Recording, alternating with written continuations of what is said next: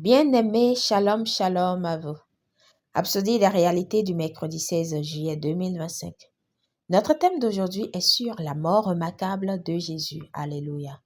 Notre verset d'ouverture est tiré du livre de Marc, chapitre 15, verset 39. Le centenier qui était en face de Jésus, voyant qu'il avait expiré de la sorte, dit « Assurément, cet homme était fils de Dieu. » Gloire à Dieu. Parce que Christ développe. La mort de Jésus fut extraordinaire et remplie d'événements surnaturels qui confirmaient également sa divinité.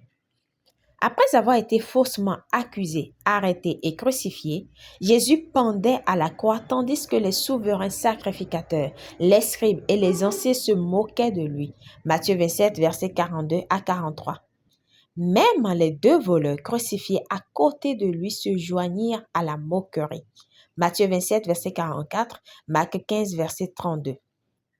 Puis, de la 6e heure midi à la 9e heure 15 heures, une obscurité couvrit toute la terre. Cette obscurité surnaturelle dura 3 heures, signifiant quelque chose au-delà du domaine naturel.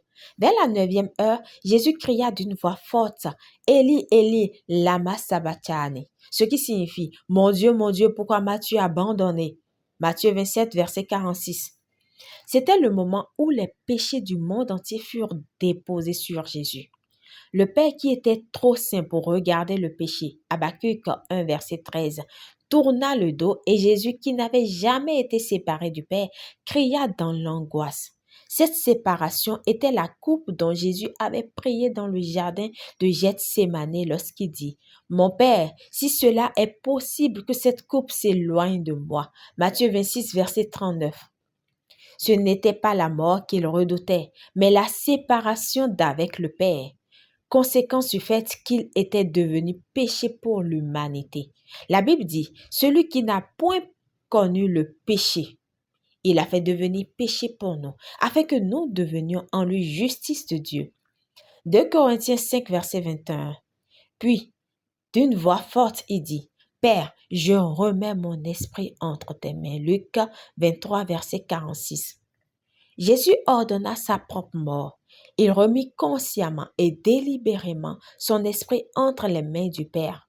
Jésus avait déclaré plus tôt, « C'est pourquoi le Père m'aime, parce que je donne ma vie afin de la reprendre. J'ai le pouvoir de la donner et j'ai le pouvoir de la reprendre. » Jean 10, verset 17 à 18. Lorsque Jésus rendit l'esprit, le voile du temple se déchira en deux, de haut en bas, signifiant la suppression de la barrière entre Dieu et l'humanité, nous donnant ainsi l'accès à la présence du Père. Même le centenier chargé de surveiller la crucifixion en voyant comment Jésus mourut déclara « Assurément, cet homme était fils de Dieu. » Marc 15, verset 39. La manière de sa mort a témoigné de sa divinité. La mort de Jésus n'était pas une mort ordinaire, c'était le sacrifice ultime qui a apporté le salut à toute l'humanité. Gloire à Dieu. Alléluia. Prière. Cher Père, merci pour la mort de Jésus, dont le sang a été l'expiation pour les péchés. Je me réjouis dans l'œuvre achevée de Christ, sachant qu'il a donné sa vie pour moi et il l'a reprise dans la victoire.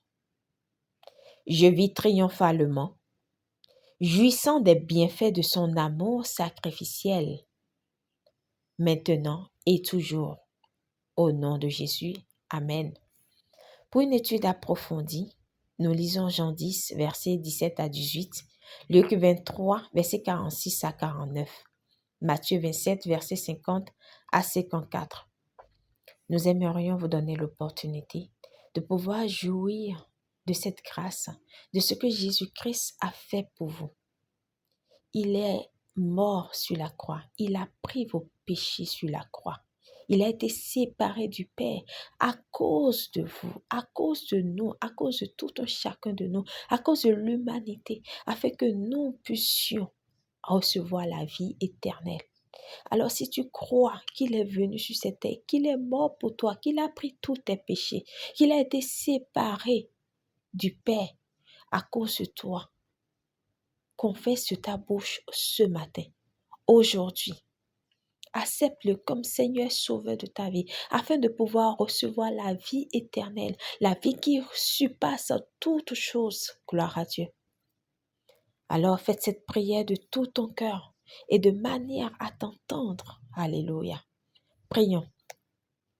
Ô Seigneur Dieu, je crois de tout mon cœur en Jésus-Christ, Fils du Dieu vivant.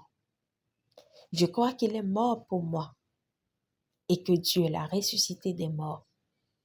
Je crois qu'il est vivant aujourd'hui. Je confesse de ma bouche que Jésus-Christ est le Seigneur de ma vie à partir d'aujourd'hui. Par lui et en son nom, j'ai la vie éternelle. Je suis né de nouveau. Merci Seigneur d'avoir sauvé mon âme. Je suis désormais un enfant de Dieu. Alléluia. Nous vous recommandons de lire Romains 10, versets 9 à 10. Félicitations si vous avez fait cette prière. Vous êtes désormais un enfant de Dieu. Et nous vous souhaitons la bienvenue dans le royaume des enfants de Dieu. Alléluia.